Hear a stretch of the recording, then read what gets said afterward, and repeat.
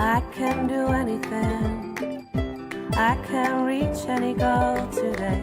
I can do what I want. I can be what I want to be.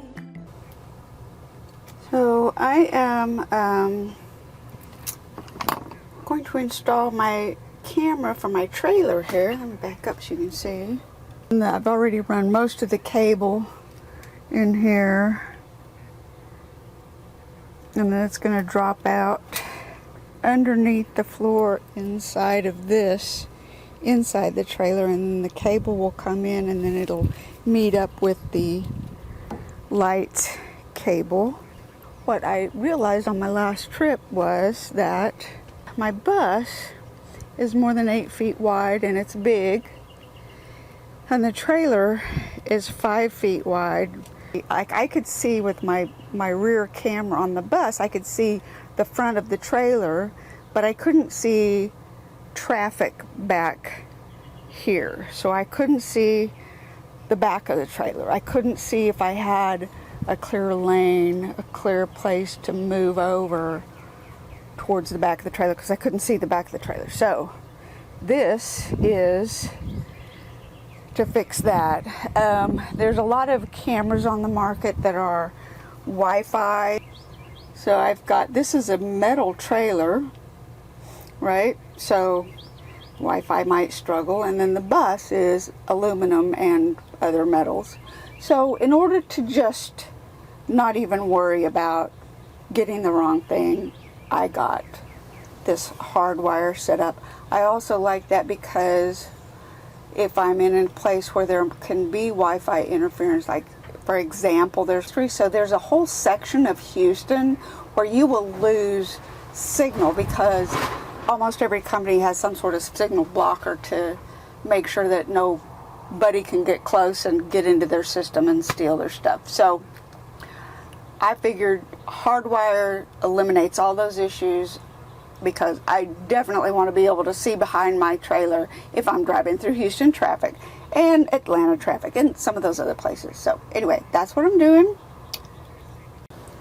Okay, so I already prepped a little bit of stuff for mounting the camera. This is the little bracket that's going to go up there, and I wanted to make sure that I put it in the correct position. The one I did on the bus I did wrong, so I've learned from my mistakes. So I made a tiny little T right there for top. So this goes like that. The camera has a little mini, I guess you could say that's a shade thing, but it's got that there. So I know that's the top, and this way I'm positioning it so that it can either be straight on or I can move it down, because it's got these little screws, these little slots here to adjust the camera.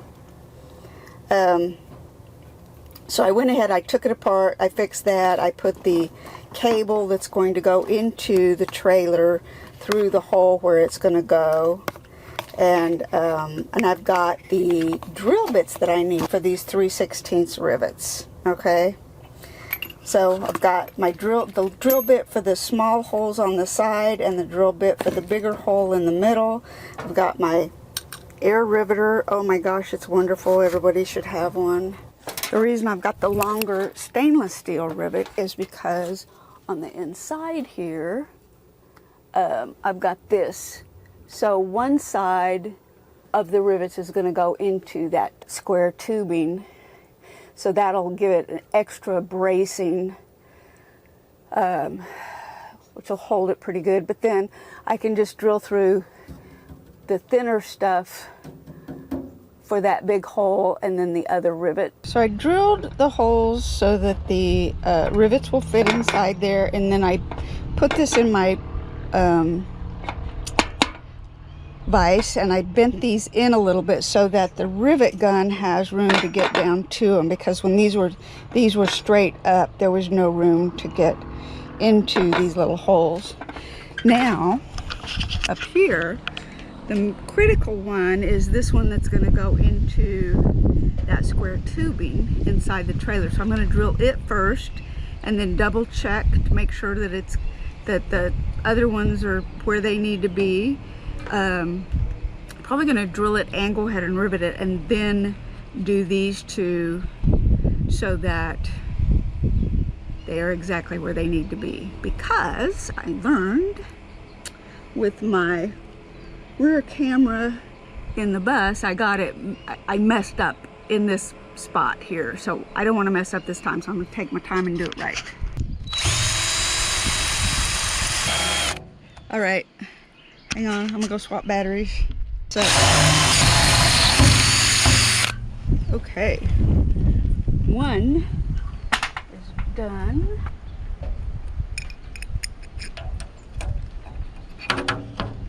Okay, that looks like it's ready. Looks like the other one's in the right spot. What do you think? Shall I punch it and then drill through these holes? I think that's what I'll do. Oh, you know what I forgot to mention is when you're doing projects, make sure you've got the right kind of bit. So this is metal bit. This is a bit that's for drilling through metal and even through slightly thicker metal. My other bit down here is also for metal bit. It's an old one and it's an odd size and it doesn't have to go through a whole lot, so I'm hoping that it's just fine. This is a new bit.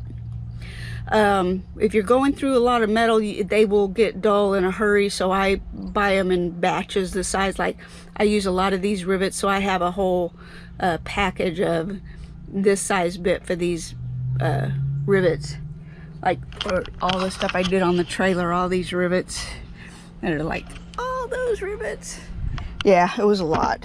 And then on the air riveter, if you use air tools, you probably already know this, but just in case somebody who doesn't know and is contemplating, you put a couple drops of lubricating oil. This is mostly ready, except that needs to be tight, and then this goes on, and it should have a little bit of resistance, not too much.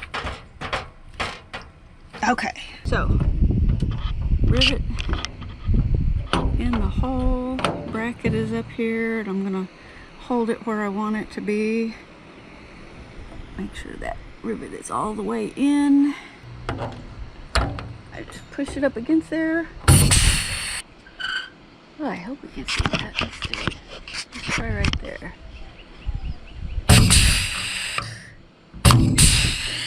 There we go. That's done.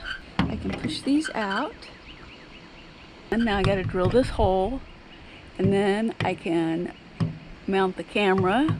Okay, so I got the hole pretty much smoothed up, and it's way too big for that cable. I mean, the cable, actual cable is this size, right? And then that's the size of the hole, which is way more than what I need to have here. And I've got to waterproof this. So I've contemplated, how am I going to do this? Now there's some grommets that I could get and put in there, or I can just take a little piece of sheet metal and cut a hole in it that's the size diameter that I need, and then make it like a keyhole. Like here's the hole, and then there's a little spot that comes down, so I can slip it over, and then I can use that great AB epoxy that is just so awesome, and put it in there, and then that will seal it up. So I think that might be what I do. For now, I'm just gonna get the camera mounted in here, and then I can deal with that another time. Okay, I got the screws in on this mount, and I put it kind of sort of at an angle that I think will work. Okay, so there's the hole that I'm going to need to do something about, right? Because I don't want that big a hole right there with the rain hitting this, and that's just going to wick it right in here. I've got my other line. I just zip tied it for now until I figure out exactly how I want to do the ceiling, because I'm not completely done with that. So I'm going to hook this up, and then this line is going to go all the way to the wall and then drop down, and I've got to drill a slightly bigger hole in that shelf, and then I'm going to drill a hole underneath. I'll probably drill it from the bottom up. This is the wiring for the lights, right? And I'm going to attach that camera cable to this. I'd love to do it just right there in the corner, but I'm not sure I can get to it. This thing doesn't want to move. don't want to drill a hole through that cable, so I'll probably just come back right here and drill right there, and I think that'll be just fine. That way it'll be close to the wall, and that little spot inside the bus is not a big problem, because actually I might do it over here. I'm gonna change my mind. I'm gonna do it over here. Oh, you know what? I think I drilled that in between the wall. Okay, so I do need to come back a little bit. Okay, I'm gonna try right there. Let's see what happens. So I'm guessing the other hole was like right on this wall. It's just too big to go through these holes, so I gotta drill this out a little bit. Downside of being a DIY addict is I did not measure this connector. I assumed it was the same size as the other one, and guess what? It's slightly bigger. So now I gotta go find a bigger drill bit and drill these two holes slightly bigger. Drilled my holes, brought my cable down. I went ahead and put these little, whatever those things are, down all the way down. And of course I've still gotta fill in the hole. I've got some of this leftover cable protector stuff that I'm gonna put that in. So I put this whatever this stuff is, cable protection stuff, over the camera cable line partway through, and I'm gonna go ahead and zip tie it. Of course, yesterday I zip tied the brake line, which I still haven't connected. That'll be another video. All right, so the cable for the camera is protected all the way through. It's a little bit longer than my light, or the lights for the trailer. So once I know how long it really does need to be, then I will let the excess probably wrap around right in here somewhere, so it stays out of the way. And then the other thing I want to do is figure out some sort of cover for the last step before I test the system to make sure that the camera behind the trailer also works, is to finish running the cable. If you can see, there's some cable dropped right there. I got it halfway. It's dropped from inside the cabin down, and I've got it all connected up all the way down to right there. And I got it that far, and then needed to do some other stuff. So I've still got to get it up above the, of course, well above the muffler so it doesn't burn up, right?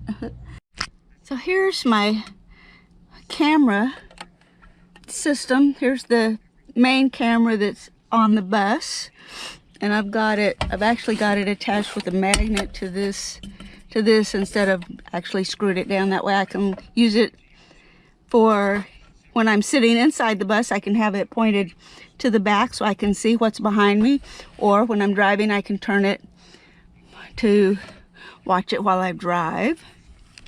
What I did was wire it in to the house system so that I can, like I said, use it for when I'm just sitting and for when I'm driving. So the house system does work when I'm going down the road. The 12-volt system does. So I've got a switch here for the cameras, and it's wired into my 12-volt system inside the bus. And that was a whole other project, running all the cables. There's cables that run down here and then through the wall and then down, and I haven't covered these up yet, but there's the camera and the power cables. And then another cable for a little understep light that I have underneath there. So anyway, that's it. That way, if I'm hooked up, I'm going down the road, or I've stopped at night, I can also monitor behind the bus and behind the trailer when I'm pulling the trailer and it's hooked up. So I really like that.